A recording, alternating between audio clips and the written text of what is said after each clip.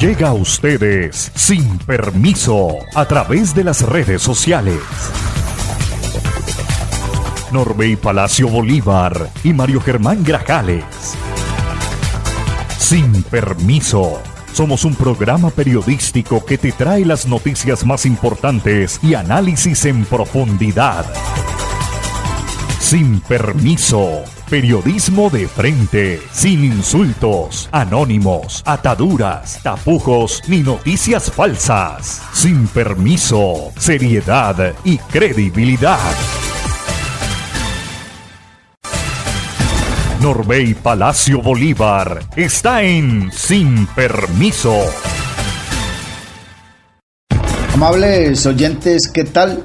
Hoy no podemos decir buenos días. Es martes 24 de marzo del año 2026 y no son buenos días porque Colombia, nuestro pueblo, vive una tragedia que enluta decenas de familias.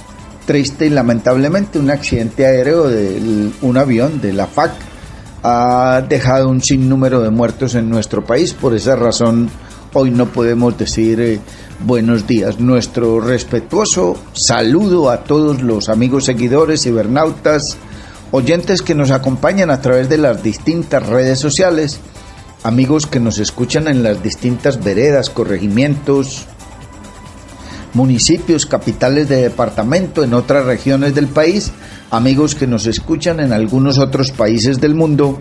Muchísimas gracias por estar con nosotros.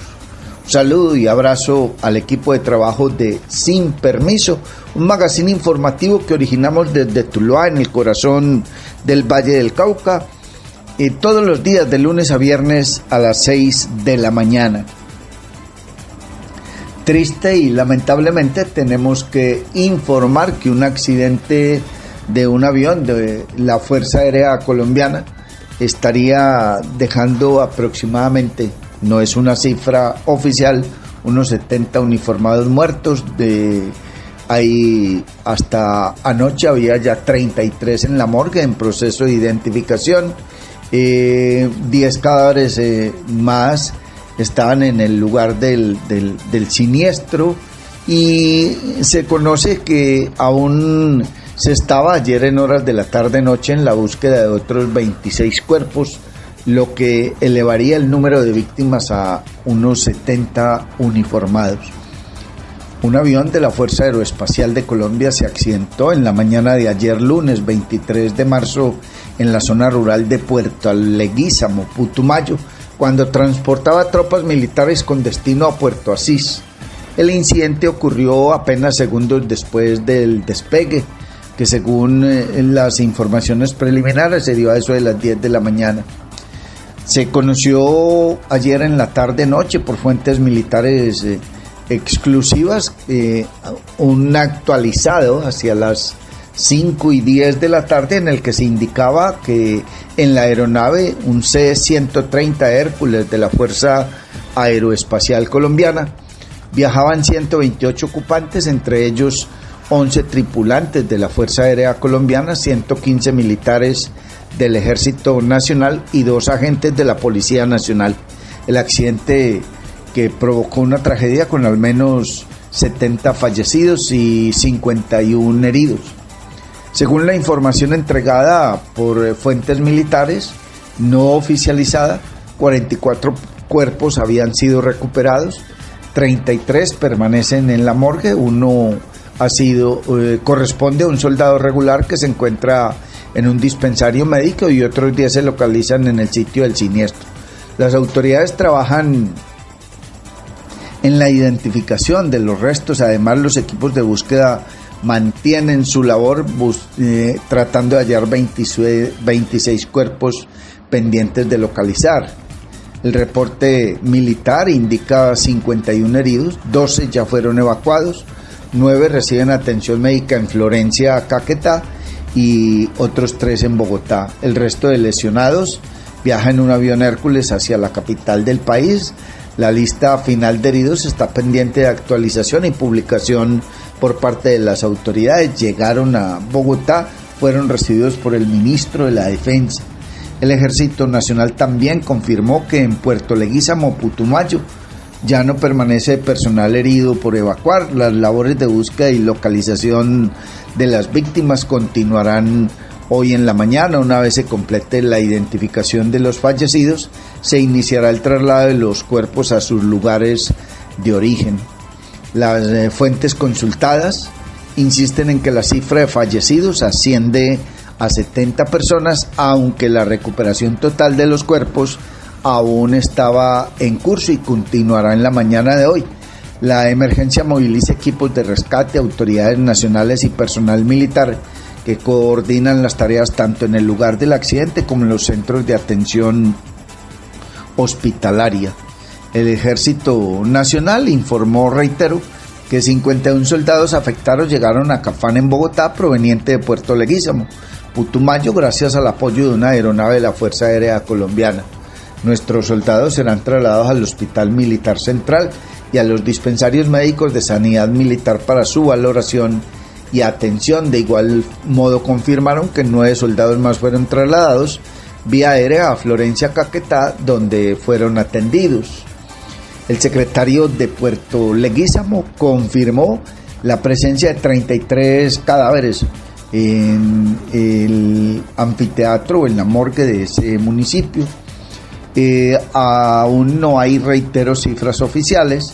El señor Claros indicó que el número de víctimas supera las 30 después de que el presidente Petro solo confirmara un fallecido, situación que genera preocupación, y es que el presidente salió temprano, después salió el comandante de la Fuerza Aérea Colombiana y habló de 8, pero es obvio y es natural para que no pretendan hacer un escándalo de las cifras, porque a medida en que va avanzando el tiempo se van conociendo las cifras y se va realizando el peritaje, el hallazgo de víctimas, y por eso hoy aún a esta hora siguen hablándose de cifras que están por confirmarse por parte del ejército, al igual que las identidades. El presidente Petro salió inmediatamente, conoció el hecho e hizo un pronunciamiento con el que sacudió al país en medio de la crisis por el accidente del avión militar, señalando directamente a funcionarios civiles y militares por frenar la modernización de las Fuerzas Armadas. Si no están a la altura, deben ser retirados, advirtió el mandatario, dejando claro que no tolerará más retrasos en decisiones claves para la seguridad nacional. El presidente Petro fue más allá, aseguró que la falta de acción pone en riesgo la vida de soldados y lanzó una frase que encendió el debate: no daré más tiempo, es la vida de los jóvenes la que está en juego. En su mensaje confirmó que ordenó compras urgentes de helicópteros, aviones de transporte y sistemas antidrones, además de impulsar armamento fabricado en Colombia. También contradijo versiones oficiales al afirmar que la capacidad militar del país se ha deteriorado durante los últimos 15 años, lo que según él hace urgente una modernización total, y cerró con una advertencia que genera polémica: quien se robe un peso es un asesino de nuestras tropas. El llamado ahora es directo: reunión urgente con Mindefensa y Planeación para destrabar el COMPES y acelerar la compra de armamento estratégico. Fueron las declaraciones del presidente Gustavo Petro una vez conoció el siniestro. Y hay un hecho en medio de esta tragedia, de este dolor, de este luto, para destacar, y fue la reacción del pueblo, de la comunidad de Puerto Leguízamo, que con baldes, con agua, con sus propias manos, en motos y como pudieron, rescataron soldados de las llamas y los llevaron a los centros asistenciales más cercanos. La tropa actuó la comunidad, actuó el Procurador General de la Nación, que acompañó el puesto de mando unificado. Las embajadas de los países amigos se han solidarizado con Colombia por la tragedia, y obviamente estaremos atentos al desarrollo de esta noticia para entregarles cifras concretas, oficiales, del saldo de esta terrible tragedia que enluta a Colombia. Un hecho que también ha llamado poderosamente la atención es que, como siempre, se quiere hacer política con la sangre de las víctimas de nuestro país. Ahora se trata de establecer de quién es la culpa de que el avión se haya caído y obviamente será la Fiscalía y la Procuraduría la que debe indagar a quién le corresponde esa responsabilidad y actuar de acuerdo a la Constitución y a las leyes de nuestro país. Lo que no es justo es que se pretenda conseguir votos y el favor popular a cargo o a nombre de las víctimas de esta terrible tragedia que debería unir al pueblo colombiano como lo hizo la comunidad de Puerto Leguízamo, sin pensar si eran militares o no, sin pensar si son de derecha, de izquierda o de qué partido. Acudieron como en fuente ovejuna, todos a una, a salvar vidas de los militares colombianos y a fe que lo lograron y son hoy un digno ejemplo para mostrar en el territorio nacional. Está usted escuchando Sin Permiso y a esta hora con los muy buenos días le damos la bienvenida a nuestro compañero, colega y amigo Mario Germán Grajales. Mario Germán Grajales está en Sin Permiso. Los muy buenos días para usted también, don Norbert Palacio Bolívar, los buenos días para don John F. García y los buenos días, la gratitud inmensa como siempre a todos nuestros oyentes. Feliz inicio de semana para todos. Mucha atención. La gobernadora del Valle expresó preocupación tras la decisión del presidente Gustavo Petro de liquidar las EPS en quiebra, advirtiendo que sin un plan claro se pondrían en riesgo la atención de millones de pacientes. Desde la Federación Nacional de Departamentos, los gobernadores pidieron una transición organizada que garantice la continuidad de tratamientos, especialmente para pacientes con enfermedades crónicas, cáncer y patologías huérfanas. La gobernadora del Valle, Ilia Francisca Toro, alertó que actualmente no existe una red suficiente de atención ni de medicamentos, lo que podría generar barreras graves en el acceso a la salud. Además señaló que clínicas y hospitales enfrentarían una crisis financiera, ya que no solo está claro quién asumirá las deudas de las EPS liquidadas. También hay incertidumbre por el posible traslado de cerca de 25 millones de usuarios a la nueva EPS, entidad que según la mandataria no tiene la capacidad para atender esa demanda. Finalmente, la gobernadora del Valle hizo un llamado al gobierno nacional para crear una mesa de trabajo con las regiones y definir un plan serio que garantice la atención en todo el país. Bueno, pues yo creo que eso lo hemos venido hablando todo el tiempo.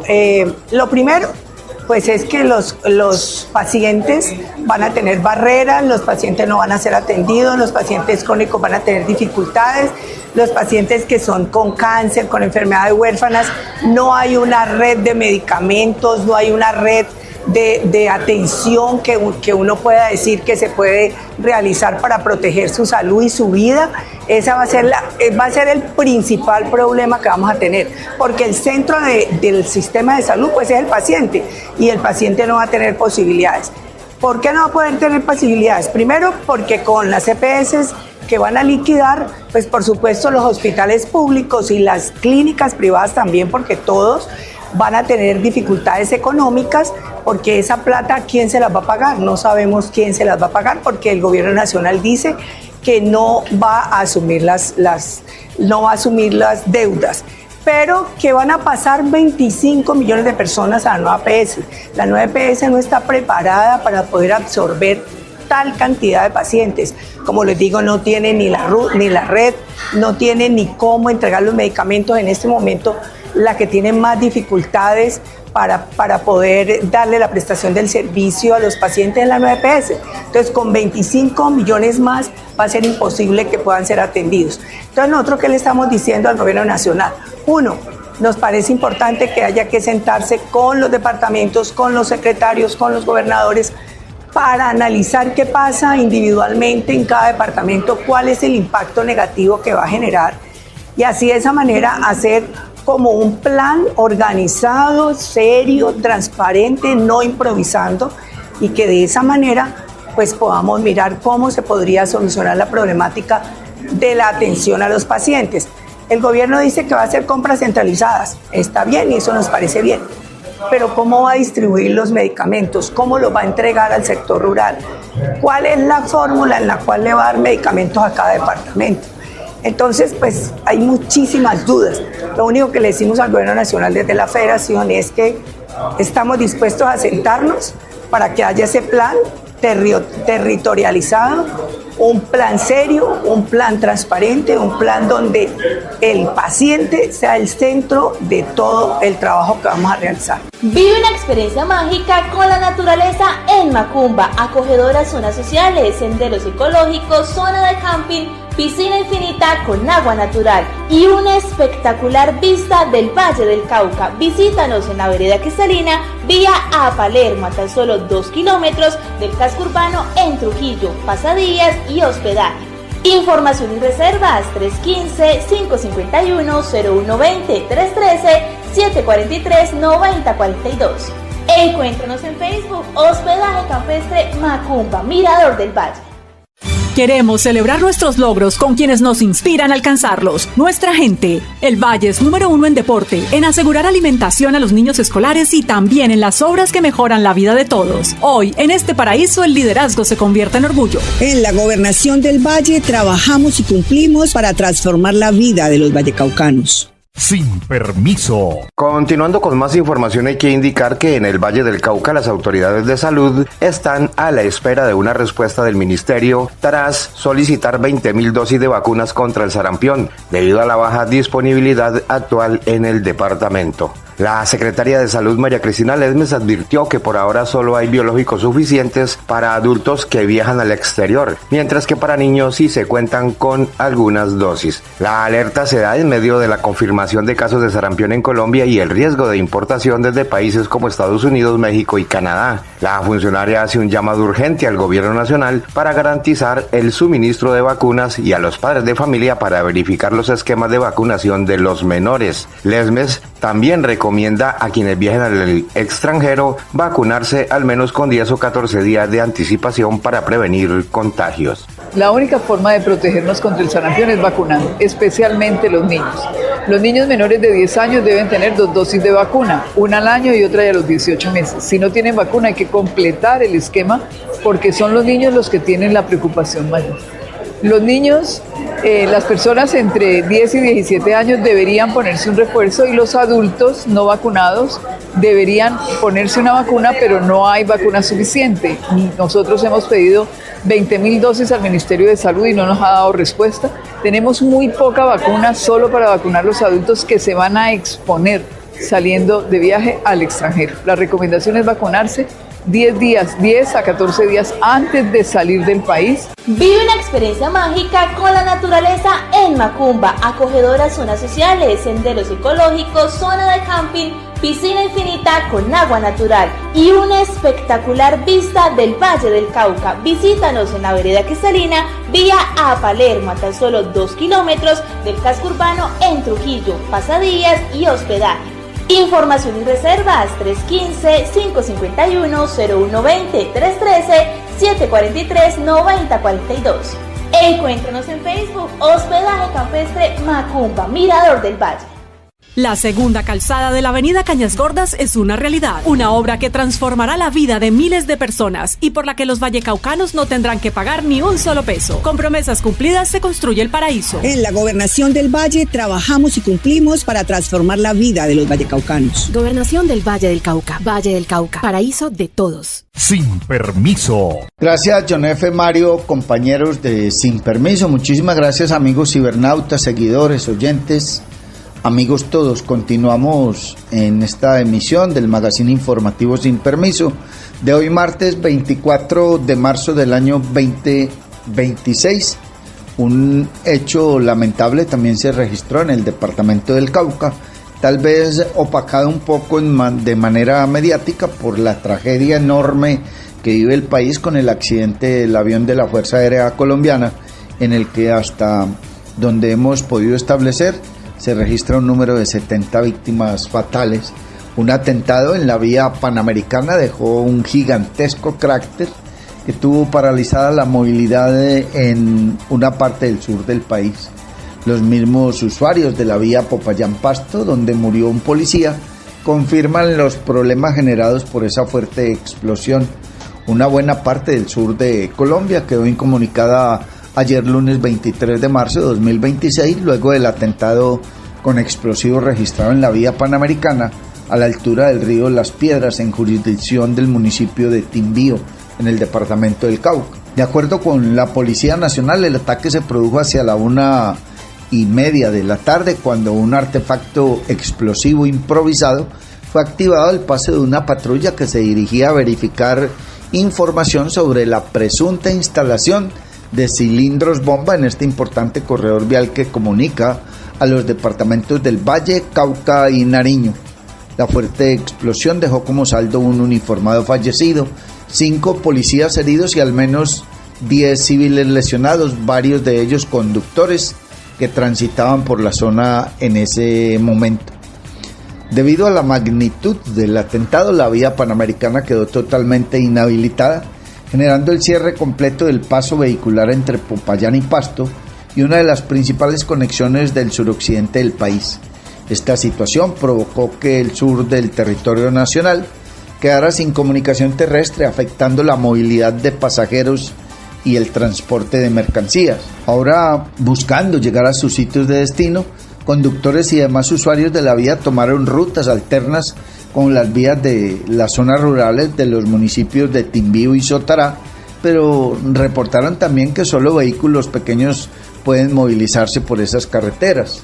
El tramo Timbío-Paispamba, Rosas o hasta el peaje El Mango está colapsado, y por otra vía terciaria y que comunica esos sectores con Rosas, solo vehículos pequeños porque hay un deslizamiento. Por acá llueve mucho, expresaron líderes sociales del sur de ese departamento. Tras lo ocurrido, unidades de la policía y el ejército llegaron al lugar para atender la emergencia, evacuar a los heridos y asegurar la zona. Paralelamente se activaron operativos conjuntos con el Cuerpo Técnico de Investigación CTI de la Fiscalía para establecer las circunstancias del ataque y ubicar a los responsables. La institución rechazó de manera contundente este hecho violento, señalando que no solo atenta contra la fuerza pública, sino que pone en grave riesgo a la población civil. Asimismo, reiteró su compromiso de adelantar todas las acciones necesarias para que este crimen no quede en la impunidad. Mientras avanzan las labores de inspección y verificación ante posibles nuevos explosivos, las autoridades mantuvieron cerrada la carretera, profundizando la afectación en la movilidad y la conexión con el sur del país. Está usted escuchando Sin Permiso, y mucha atención que, como lo hemos indicado, la Procuraduría intervino en el puesto de mando unificado instalado por accidente del avión de la FAC en Puerto Leguízamo. Se busca brindar atención médica inmediata y trasladar a los heridos a centros asistenciales de la región en el menor tiempo posible, por instrucciones del Procurador General de la Nación, Gregorio El Jack Pacheco. La Procuraduría Regional de Putumayo intervino en el puesto de mando unificado PMU departamental instalado en Mocoa para atender la emergencia ocasionada por el accidente de un avión de la Fuerza Aeroespacial Colombiana en jurisdicción de Puerto Leguízamo. Desde el puesto de mando unificado se coordinó las acciones de primeros auxilios para los ocupantes de la aeronave, así como el traslado de medicamentos y equipos médicos desde Mocoa hasta el lugar del siniestro y la evacuación de los uniformados heridos en el menor tiempo posible. Asimismo, se activó una red hospitalaria que incluye centros asistenciales en Puerto Asís, Mocoa, Neiva y Florencia, con el fin de garantizar la recepción y atención oportuna y especializada de los heridos.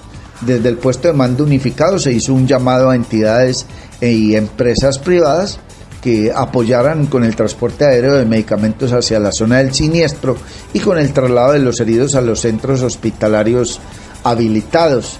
En el PMU participaron, junto con la Procuraduría Regional de Putumayo, las fuerzas militares, la gobernación del departamento, las alcaldías de Mocoa y Puerto Leguízamo y la Defensa Civil, entre algunas otras entidades, y se destaca nuevamente el valor civil y la colaboración de la comunidad de Puerto Leguízamo. Está usted escuchando Sin Permiso, y a esta hora Don Mario Germán Grajales nos presenta más información. Sin permiso. Y mucha atención. La Gobernación del Valle del Cauca avanza con la quinta fase del programa Valle Agro, que beneficiará a 1.134 productores campesinos en 23 municipios del departamento. Esta estrategia no solo entregará insumos, sino también maquinaria y equipos para transformar productos como café, cacao, caña, frutales y hortalizas, impulsando su llegada a mercados nacionales e internacionales.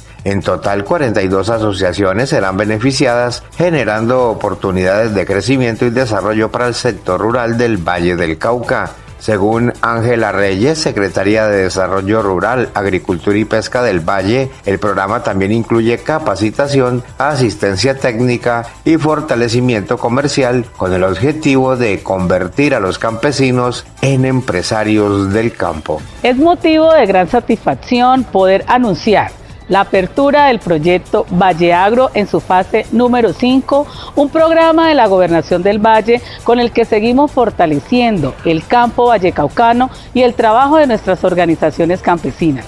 Estamos dando un paso muy importante hacia la agroindustria rural, porque además de insumos y herramientas agrícolas que ofrecemos a 1.134 productores y agroempresarios del departamento, también entregaremos equipos y maquinaria para la transformación de productos en procesos como la producción del biche, a partir de la caña de azúcar, el cacao, el café y legumbres. También impulsaremos la producción agrícola de las cadenas productivas como la mora, la guayaba, el plátano, el banano, las hortalizas y la ganadería. En esta nueva fase vamos a beneficiar a 42 asociaciones en 23 municipios, acompañado de capacitación, asistencia técnica, fortalecimiento organizacional y comercial, porque nuestro propósito es claro: que nuestros campesinos sigan avanzando y se consoliden como verdaderos empresarios del campo. Vive una experiencia mágica con la naturaleza en Macumba, acogedoras zonas sociales, senderos ecológicos, zona de camping, piscina infinita con agua natural y una espectacular vista del Valle del Cauca. Visítanos en la vereda Cristalina, vía a Palermo, a tan solo 2 kilómetros del casco urbano en Trujillo, pasadías y hospedaje. Información y reservas 315-551-0120, 313-743-9042. Encuéntranos en Facebook, Hospedaje Campestre Macumba, Mirador del Valle.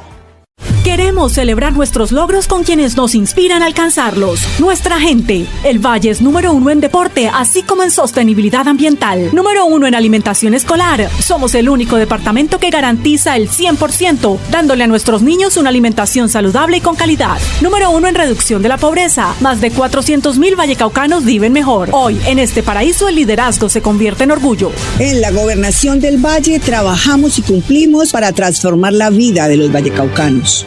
Sin permiso. Y mucha atención. La Gobernación del Valle del Cauca realizará hoy 24 de marzo su audiencia pública de rendición de cuentas sobre la vigencia 2025 a partir de las 10 de la mañana con transmisión por el canal Telepacífico. Uno de los principales logros que se presentará es la salida de más de 400,000 personas de la pobreza multidimensional, resultado del Plan de Desarrollo Liderazgo que Transforma. Así lo confirmó Nicolás Guzmán, quien destacó que gran parte de las metas del gobierno están enfocadas en mejorar las condiciones de vida de la población más vulnerable. Durante la audiencia también se socializarán los avances en las diferentes líneas estratégicas del departamento como parte del compromiso de transparencia con los vallecaucanos, puntualizó por último Nicolás Guzmán. Nuestro plan de desarrollo está pensado directamente en atacar la pobreza multidimensional. Más de 52% de las metas de productos tienen por fijado este propósito y lo hemos logrado materializar en resultados que le dicen a los vallecaucanos que en la Gobernación del Valle del Cauca trabajamos y cumplimos. Todas estas estrategias son parte de nuestro gran plan de gobernanza colaborativa, pensado de manera multisectorial para atacar problemas complejos y lograr resultados fehacientes y claros. En términos puntuales, logramos reducir desde el 2016 hasta hoy más de 10 puntos del índice de pobreza multidimensional, del 15.9 al 6.2. ¿Qué implica ello? que en esos periodos de gobierno más de 400.000 personas vallecaucanas han salido de la pobreza. Para que se hagan una idea, es como si llenáramos el Estadio Pascual Guerrero 11 veces de personas que estaban en condición de pobreza y que hoy ya no lo están. Vive una experiencia mágica con la naturaleza en Macumba, acogedoras zonas sociales, senderos ecológicos, zona de camping, piscina infinita con agua natural y una espectacular vista del Valle del Cauca. Visítanos en la vereda Cristalina, vía a Palermo, a tan solo 2 kilómetros del casco urbano en Trujillo, pasadías y hospedaje. Información y reservas 315-551-0120, 313-743-9042. Encuéntranos en Facebook, Hospedaje Campestre Macumba, Mirador del Valle.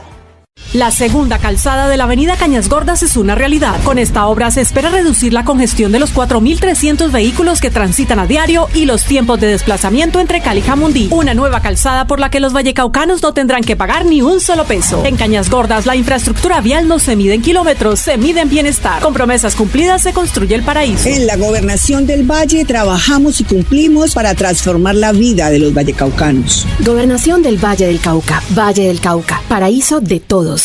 Sin permiso. Gracias, John F., Mario, compañeros de Sin Permiso. Muchísimas gracias, amigos cibernautas, seguidores, oyentes, amigos todos. Gracias a aquellos amigos que nos hacen saber, que nos escuchan y que comparten nuestro trabajo periodístico en las distintas capitales de departamento de nuestro país: Neiva, Bogotá, Armenia, Pereira, Cali, Popayán. Muchísimas gracias, amigos de San Andrés y Providencia. Gracias, amigos en el exterior, en Suiza, en Canadá, en Estados Unidos, en España, en México, en Brasil, amigos en Argentina, en Chile y en Panamá. Me excusan los oyentes y los amigos que nos reportan su sintonía en algunos otros países. Si omito algunos, me excusan el olvido. Muchísimas gracias a todos. Mucha atención, que la Organización de las Naciones Unidas alerta por la persistencia de violación contra personas de derechos humanos. Un reciente informe de Naciones Unidas plantea que la violencia contra quienes ejercen la defensa de los derechos humanos en Colombia es estructural. Se concentra en zonas con presencia de actores armados, afecta de manera particular a comunidades rurales y evidencia fallas en la respuesta estatal. En este mes de marzo, el 12 más precisamente, el cuerpo de Wilmer Benítez, líder deportivo y comunitario del corregimiento de Margento, en Caucasia, fue encontrado en el río Cauca. Su asesinato se suma a una cifra que no deja de crecer. Entre el 2022 y el 2025, al menos 410 personas defensoras de derechos humanos fueron asesinadas en Colombia, de acuerdo con un informe de Naciones Unidas que advierte sobre la persistencia de esta violencia. El documento de la Oficina del Alto Comisionado para los Derechos Humanos de las Naciones Unidas señala que estos crímenes se concentran en territorios donde grupos armados disputan el control de economías ilegales. En regiones como el Bajo Cauca antioqueño, donde fue asesinado Benítez, estas dinámicas siguen poniendo en riesgo a quienes lideran procesos comunitarios. Según el informe, de los 410 casos documentados, el 73% son atribuibles a actores armados no estatales, el 8% a organizaciones criminales, 4% a particulares, 4% a grupos de poder económico y político locales, y en un 11% no se pudo identificar a los presuntos responsables. ONU Derechos Humanos asegura que la violencia también está relacionada con otros factores estructurales, como el involucramiento de actores armados y organizaciones criminales en economías ilícitas como el narcotráfico, la minería ilegal, la débil presencia de las instituciones del Estado, los altos niveles de impunidad, la estigmatización de personas defensoras por parte de funcionarios públicos, la corrupción y la falta de mecanismos efectivos para resolver los conflictos de tierras y socioambientales. La violencia contra líderes sociales no es reciente. Durante la última década se ha consolidado como un fenómeno persistente y estructural con antecedentes incluso anteriores a la firma del Acuerdo de Paz del año 2016. Entre el 2016 y el 2025, la Oficina de la ONU documentó 972 homicidios de personas defensoras. La cifra pasó de 61 casos en 2016 a 115 en el 2018. Se mantuvo alrededor de 100 casos anuales entre el 2019 y el 2021 y alcanzó su punto más alto en el 2022 con 117 asesinatos, aunque en los años siguientes se registró una leve disminución. La tendencia volvió a repuntar en 2025 con 99 casos. Según el informe, estas variaciones dependen en parte a coyunturas de los procesos electorales en los que históricamente aumenta la violencia y a cambios en las dinámicas de grupos armados para disputar el control de territorios y economías ilícitas. Tras la firma del Acuerdo de Paz en el 2016, ONU Derechos Humanos identificó un aumento progresivo en el número de homicidios de personas defensoras relacionado particularmente con disputas por parte de actores armados no estatales en aquellos territorios que fueron dejados por la antigua guerrilla de las FARC-EP y en los que el Estado no logró sostener una presencia integral para proteger a las comunidades e impulsar un desarrollo equitativo e inclusivo, afirman en ese informe o documento. Los datos del informe muestran que la mayoría de los casos o de asesinatos se concentran en unos pocos departamentos, especialmente en el Cauca con 84 casos, Valle del Cauca con 37, Nariño con 36, Arauca con 36, Putumayo con 34, Norte de Santander con 21, Antioquia con 19, Bolívar con 15, Chocó con 14 y Guaviare con 14. Regiones como el norte del Cauca, el Cañón de Micay, el Pacífico nariñense, el Catatumbo, el nordeste antioqueño, Arauca, la Sierra Nevada de Santa Marta, el sur de Putumayo y el Magdalena Medio, ilustran cómo la disputa por el control territorial de grupos armados no estatales se traduce en ataques sistemáticos contra liderazgos comunitarios y personas defensoras. En estos contextos, los grupos ejercen violencia para imponer sus normas y control social con el objetivo de asegurar economías ilícitas y corredores estratégicos, señala el mismo informe. De acuerdo con la ONU, uno de los patrones más significativos es que gran parte de los homicidios se concentran en zonas rurales, caracterizadas por una limitada presencia estatal y por la disputa entre actores armados no estatales por economías ilícitas y el control de corredores estratégicos. También se presentan en regiones con economías extractivas que generan conflictividad ambiental y social. Sin embargo, el informe advierte una tendencia creciente a que la violencia se extienda a contextos urbanos en ciudades como Barranquilla, Santa Marta, Cali, Medellín, Cúcuta y Bogotá. Los datos muestran que la violencia contra personas defensoras de derechos humanos recae de manera desproporcionada sobre comunidades rurales étnicas, campesinos, pueblos indígenas y comunidades afrodescendientes concentran la mayoría de las víctimas, lo que refleja las condiciones de vulnerabilidad en territorios atravesados por disputas armadas y economías ilegales. De las 410 víctimas documentadas, fueron en su mayoría hombres, 354, seguido de 49 mujeres y 7 personas LGBTIQ+, 4 mujeres trans, 2 hombres gay y 1 persona no binaria. En cuanto a su pertenencia social y étnica, 171 eran campesinas, 95 indígenas y 42 afrodescendientes. ONU Derechos Humanos identifica que los perfiles más expuestos a vulneraciones son aquellos con un rol activo en la organización comunitaria. Entre ellos se encuentran autoridades y sabedores ancestrales de pueblos indígenas y comunidades afrodescendientes, liderazgos campesinos, miembros de juntas de acción comunal, personas defensoras del medio ambiente, mujeres defensoras, personas LGBTIQ+, así como quienes trabajan por los derechos de la niñez, personeros municipales y líderes políticos. Además, el informe enfatiza que los grupos armados no estatales y las organizaciones criminales ejercen una violencia diferenciada contra las autoridades indígenas con el fin de debilitar sus procesos organizativos y afectar sus estrategias de resistencia. Esto se manifiesta no solo en la violencia letal, sino también en la coerción, la imposición de normas de conducta, la apropiación de territorios y la imposición de economías ilícitas como el cultivo de coca, marihuana, minería ilegal y la tala de bosques. Esta estrategia tiene como finalidad o consecuencia el exterminio cultural de algunos pueblos indígenas, particularmente cuando se suma al reclutamiento de niños y niñas, al despojo del territorio, la cooptación de formas de autogobierno y justicia propios.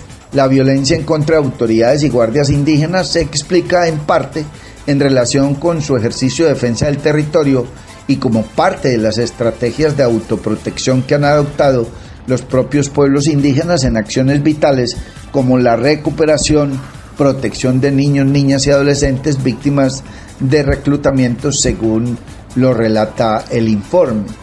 La agencia de la ONU destaca como un avance que el gobierno actual haya reconocido y priorizado la violencia contra personas defensoras de derechos humanos. También resalta la apertura al diálogo con organizaciones sociales, la promoción de acciones de prevención y respuesta inmediata y los esfuerzos por articular una política integral de garantías. Sin embargo, el informe advierte que estos son avances que no han sido suficientes para revertir las tendencias de violencia contra los defensores de derechos humanos, ni para superar los obstáculos estructurales que impiden garantizar una protección efectiva y sostenida. Uno de los principales problemas, señala la ONU, es la falta de articulación entre los distintos niveles del Estado. Las respuestas en materia de prevención y protección siguen siendo fragmentadas, con una débil coordinación entre el nivel nacional, departamental y municipal, dice el informe. En particular, los municipios continúan siendo el eslabón más frágil, con capacidades técnicas y financieras muy limitadas. A esto se suma que las alertas tempranas de la Defensoría del Pueblo no siempre se traducen en acciones concretas de protección y que los mecanismos de control frente a fallas institucionales siguen siendo insuficientes, especialmente en los contextos más vulnerables, señala. El informe también cuestiona el modelo de protección centrado en medidas individuales y fuertemente dependiente de la Unidad Nacional de Protección. Según la ONU, este enfoque resulta insuficiente frente a la diversidad de riesgos y planea la necesidad de avanzar hacia estrategias más integrales con énfasis en la protección colectiva y en enfoques territoriales, étnicos y de género. Ante los enormes riesgos de seguridad que viven las personas defensoras de derechos humanos y la limitada respuesta integral de instituciones con mandatos de prevención y protección como el Ministerio del Interior y el Ministerio de Defensa y las alcaldías con gobernaciones, la responsabilidad de brindar protección a las personas defensoras ha recaído casi de manera exclusiva y desproporcionada en la Unidad Nacional de Protección del Ministerio del Interior, asegura el informe. La Oficina de la ONU denuncia, por ejemplo, que en el 2025 la Unidad Nacional de Protección recibió un total de 43.103 solicitudes individuales de protección, de las cuales realizó estudio de riesgo de 11.678 casos y sometió ante el Comité de Evaluación y Riesgo recomendación de medidas 6.924 casos, determinando que el 49% de los casos con riesgo ordinario y 51% en riesgo extraordinario. Al 31 de octubre de 2025, la UNP otorgaba protección a 10.330 personas y 495 colectivos.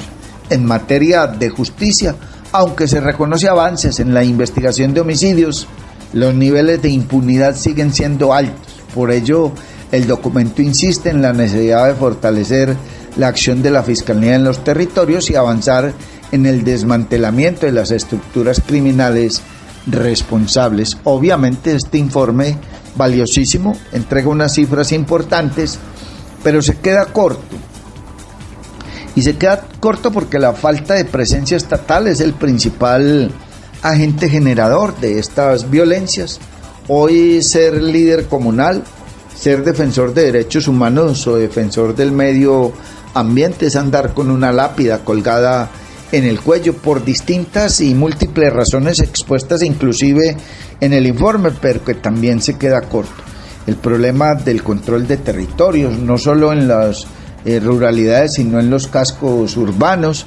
El líder comunal se convirtió en la víctima más recurrente, el líder de derechos humanos y los líderes ambientales, es decir, todo aquel que se oponga a toda esta clase de atropellos y delitos que cometen las organizaciones armadas ilegales, pues sencillamente es una víctima más en las cifras frías que nos entregan los informes de la ONU, que nos entrega la Defensoría del Pueblo, que nos entregan distintas organizaciones gubernamentales y no gubernamentales, pero que en la realidad pues no estamos avanzando, y los muertos los sigue poniendo Juan Pueblo y la gente más vulnerable, comunidades étnicas, campesinos, comunidades LGTBIQ+, en fin, los indígenas y todo aquel que defienda el territorio y que denuncie violaciones de derechos humanos, que denuncie delitos ambientales, que denuncie todas estas prácticas ilegales, sencillamente se convierte en un número más en la terrorífica cifra de muertes en Colombia por estas circunstancias.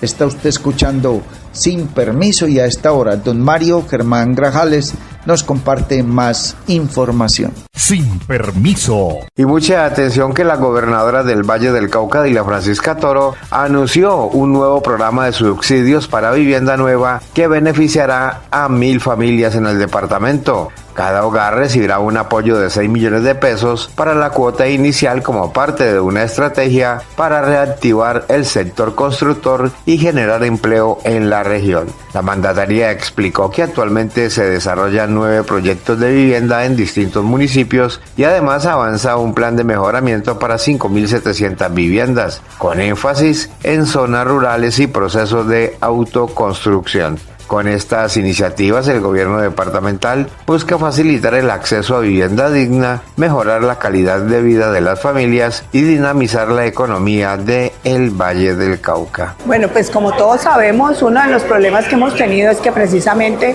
con las políticas del gobierno la vivienda ha disminuido especialmente en el Valle del Cauca, que era donde más se generaban viviendas. Por eso nosotros desde la Gobernación del Valle empezamos a trabajar precisamente en fortalecer el sector vivienda, que es lo que más genera empleo. Estamos en este momento con 9 proyectos de vivienda en 9 municipios diferentes, donde estamos dando una cuota inicial o un subsidio para vivienda nueva, pero también estamos realizando 7.500 mejoramientos de vivienda, de los cuales el 35% es rural, y pues estos mejoramientos de vivienda, unos son por autoconstrucción, otros desde la parte de integrales, pero precisamente es para generar más empleo y para poder tener la oportunidad de lograr que haya mejores condiciones tanto en cantidad como en calidad de vivienda. Vive una experiencia mágica con la naturaleza en Macumba, acogedoras zonas sociales, senderos ecológicos, zona de camping, piscina infinita con agua natural y una espectacular vista del Valle del Cauca. Visítanos en la vereda Cristalina, vía a Palermo, a tan solo 2 kilómetros del casco urbano en Trujillo, pasadías y hospedaje. Información y reservas 315-551-0120, 313-743-9042. Encuéntranos en Facebook, Hospedaje Campestre Macumba, Mirador del Valle. La tasa de seguridad nos permite protegerte mejor. Con estos recursos, el Valle del Cauca cuenta con vehículos nuevos para nuestra fuerza pública, tecnología de punta y programas que fortalecen la prevención y la confianza. Operativiza los corredores seguros que cuidan a nuestros viajeros para que se movilicen con tranquilidad. Gobernación del Valle del Cauca. Valle del Cauca, paraíso de todos. Sin Permiso. En Sin Permiso presentamos el resumen de los hechos judiciales más importantes de la región, el país y el mundo. En la información judicial hay que indicar que un duro golpe al crimen se dio en Palmira por parte de las autoridades. 4 presuntos integrantes del grupo delincuencial Los 300 fueron capturados en operativos simultáneos realizados por la policía en el corregimiento El Bolo, municipio de Palmira.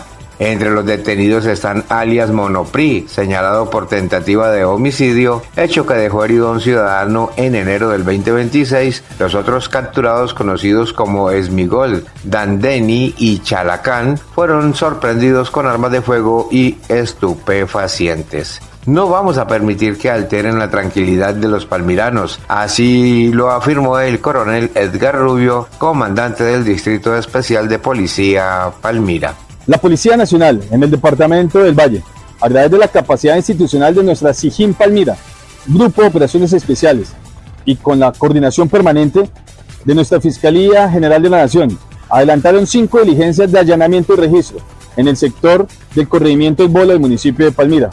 Dentro de esta actividad operacional, se logró la captura por orden judicial de un ciudadano conocido con el alias de Monopri, por el delito de homicidio en el grado de tentativa y porte ilegal de armas de fuego.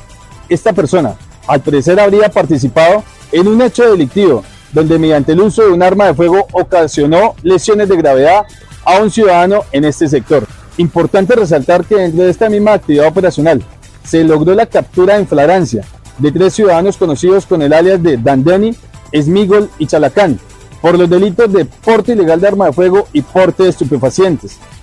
Asimismo, se logra la incautación de un arma de fuego ilegal tipo escopeta calibre 12 milímetros, 7 cartuchos para la misma, 150 dosis de estupefacientes entre bazuco y marihuana. Las personas capturadas y los elementos incautados fueron puestos a disposición de autoridad competente por los delitos de homicidio en el grado de tentativa, porte ilegal de armas de fuego y porte de estupefacientes respectivamente. La Policía Nacional reafirma su compromiso y trabajo permanente con la seguridad y convivencia ciudadana de todos los colombianos. Y mucha atención que fueron identificados los hombres hallados en costales en el norte del valle.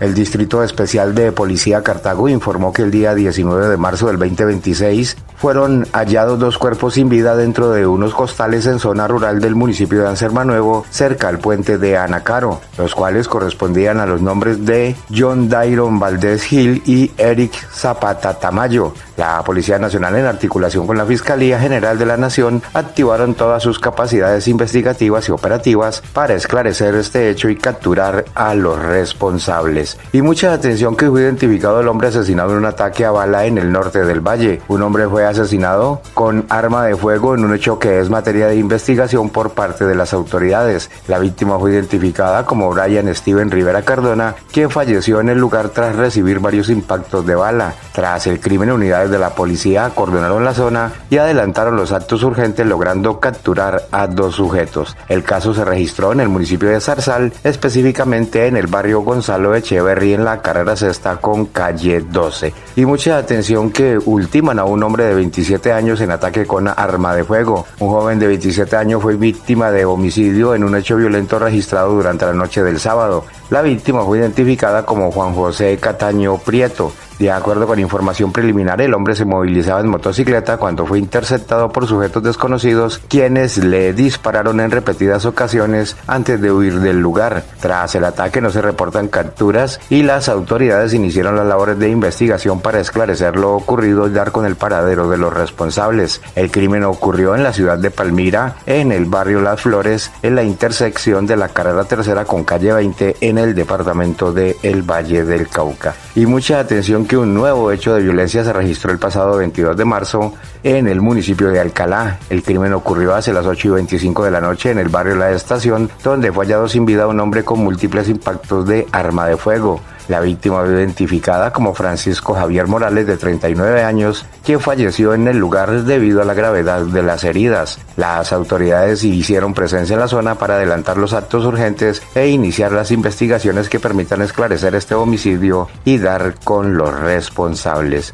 Y mucha atención que una joven de 19 años muere por bala perdida en ataque sicarial en Pradera. Un nuevo hecho de violencia enluta al municipio de Pradera. En la madrugada de este lunes festivo, un ataque sicarial en el barrio barrio Berlín dejó como víctima fatal a una joven de 19 años que fue alcanzada por una bala perdida. De acuerdo con información preliminar, varias personas se encontraban reunidas cuando hombres armados llegaron al lugar y dispararon de manera indiscriminada. En medio del ataque, la joven, identificada como Yesenia Cuero Giraldo, resultó gravemente herida, falleciendo minutos después. El hecho ha generado conmoción entre los habitantes, quienes lamentan la muerte de una joven ajena al ataque y víctima de la violencia que golpea a la zona. Por ahora, estos son los hechos más relevantes en materia judicial en Sin Permiso. Vive una experiencia mágica con la naturaleza en Macumba, acogedoras zonas sociales, senderos ecológicos, zona de camping, piscina infinita con agua natural y una espectacular vista del Valle del Cauca. Visítanos en la vereda Cristalina, vía a Palermo, a tan solo 2 kilómetros del casco urbano en Trujillo, pasadías y hospedaje. Información y reservas 315-551-0120, 313-743-9042. Encuéntranos en Facebook, Hospedaje Campestre Macumba, Mirador del Valle.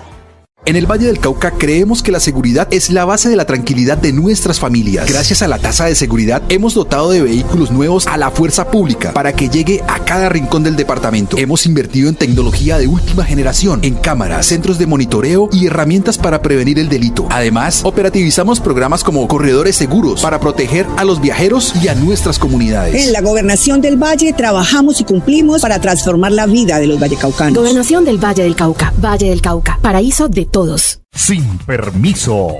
Muchas gracias, Mario, John F., compañeros de Sin Permiso. Muchísimas gracias, amigos cibernautas, seguidores, oyentes, amigos todos. Entramos en la recta final de este magazine informativo Sin Permiso de hoy, martes 24 de marzo del año 2026. Mucha atención. La Procuraduría abrió investigación a interventor de obra en Jamundí por presunto desconocimiento de los fines de la contratación estatal. La entidad investigará las justificaciones entregadas por John Silva López sobre aparentes situaciones irregulares que se dieron durante la ejecución contractual. La Procuraduría General de la Nación abrió investigación disciplinaria contra el representante legal del Consorcio Vivienda y Hábitat, Joan Manuel Silva López, por su posible desconocimiento de los fines de la contratación estatal y los principios de economía y responsabilidad. La Procuraduría Segunda Delegada para la Contratación Estatal señaló que el particular fungió como interventor del contrato de obra principal para la ejecución del mejoramiento del Parque del Cholado en Jamundí, Valle del Cauca, suscrito en 2022, bilateral sobre el que fue remitido a la Gobernación un hallazgo por presuntas irregularidades. El ente de control determinará si el desarrollo del proyecto hubo múltiples suspensiones, suscripciones de otros CIEs, varias acciones presupuestales considerables y retrasos significativos, así como las justificaciones entregadas por Silva López para cada una de estas situaciones. Por lo anterior, el Ministerio Público ordenó la práctica de pruebas documentales con el fin de establecer las circunstancias de tiempo, modo y lugar en que habrían incurrido los presuntos hechos objeto del presente actuación procesal. Está usted escuchando Sin Permiso, y mucha atención, que fueron capturados con fines de extradición presuntos integrantes de una red narcotraficante señalada de ocultar cocaína en veleros y contenedores. Se les atribuyen vínculos con el Clan del Golfo y el ELN para garantizar la salida de cargamentos de la zona de producción ilícita. Los presuntos integrantes de una organización criminal dedicada al envío de cocaína oculta en veleros y contenedores de carga con destino a Estados Unidos fueron capturados en atención a solicitudes de extradición elevadas por una corte del Distrito Sur de la Florida por cargos relacionados con tráfico, fabricación o porte de estupefacientes, concierto para delinquir y lavado de activos. Estas personas, identificadas como Libardo Humberto Zapata Zuluaga, Sebastián Bedoya Pineda y Sebastián Garzón, fueron ubicadas y notificadas en diligencias realizadas de manera articulada por la Fiscalía General de la Nación y la DIJÍN de la Policía Nacional, con apoyo de la agencia estadounidense DEA. A la red ilegal transnacional afectada Se le atribuye alianzas con estructuras del Clan del Golfo y el ELN para mover los cargamentos por las zonas en las que tiene injerencia delictiva y ponerlos en los puertos y zonas de embarque de Cartagena, Bolívar, Barranquilla, Atlántico y Santa Marta, Magdalena. Zapata Zuluaga, quien sería el principal articulador del entramado ilícito, fue localizado en una lujosa finca de Guatapé, Antioquia, avaluada en más de 8.000 millones de pesos. Entre tanto, Bedoya Pineda fue ubicado en una vivienda del barrio El Poblado de Medellín, capital de Antioquia. En el procedimiento se incautaron 2 kilogramos de clorhidrato de cocaína, equipos de cómputo y documentos contables que harían cuenta de transacciones superiores a los 2.000 millones de pesos. Asimismo, fueron hallados billetes marcados con claves, las cuales eran usados como token para controlar la recepción de los estupefacientes por parte de los contactos internacionales y el retorno de los pagos. Finalmente, Sebastián Garzón fue capturado en Cartago, Valle del Cauca. Está usted escuchando Sin Permiso, y mucha atención, que hombre que le causó la muerte a su compañera sentimental y ocultó el cuerpo fue condenado a más de 31 años de prisión. En el curso de la investigación se conoció que el sentenciado asfixió a su pareja en medio de un ataque de celos. La Fiscalía General de la Nación suscribió preacuerdo con Walter Camilo Medina Rojas, quien de manera libre y voluntaria aceptó haber causado la muerte a su compañera sentimental y ocultado el cuerpo, hechos que ocurrieron el 29 de diciembre de 2025 en Tunja, Boyacá. En ese sentido, un juez penal de conocimiento avaló la negociación judicial y lo condenó a 31 años y 3 meses de prisión por el delito de feminicidio agravado. El día del crimen, la víctima regresó a su lugar de residencia, ubicada en el barrio Libertador, luego de finalizar su jornada laboral en un restaurante. Las pruebas obtenidas durante la investigación, orientada por un fiscal de la seccional Boyacá, indican que fue atacada por su pareja y asfixiada en medio de un episodio de celos. Posteriormente, el agresor cubrió el cuerpo con prendas de vestir y lo mantuvo en el inmueble durante varios días. El 4 de enero de 2026, luego de la denuncia por desaparición interpuesta por el padre de la mujer, uniformados de la Policía Nacional ingresaron a la vivienda y se percataron de lo que realmente había sucedido. Adicionalmente, se acreditó que durante los 3 años de convivencia de la pareja, la mujer fue sometida de manera reiterada a maltratos físicos y psicológicos. Está usted escuchando Sin Permiso, y mucha atención, cae presunto responsable de estafar a 41 familias campesinas con falsas promesas de adjudicación de tierras. Oído, amigos habitantes del centro del departamento del Valle del Cauca, cualquier parecido, denúncienlo.